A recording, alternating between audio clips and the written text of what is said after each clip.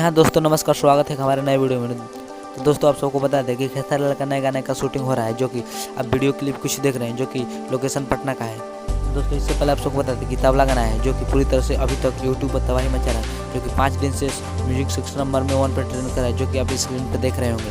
दोस्तों इससे पहले आप सबको सारेगामा भोजपुरी यूट्यूब चैनल से रिलीज हुआ था, जो कि अभी तक पूरी यूट्यूब पर तबाही मचा रहा है, जो कि अभी तक 5 दिन से म्यूजिक 6 नंबर में 1 पर चल रहा है तबला सॉन्ग, जो कि इसका प्रोग्राम भी रखा गया था।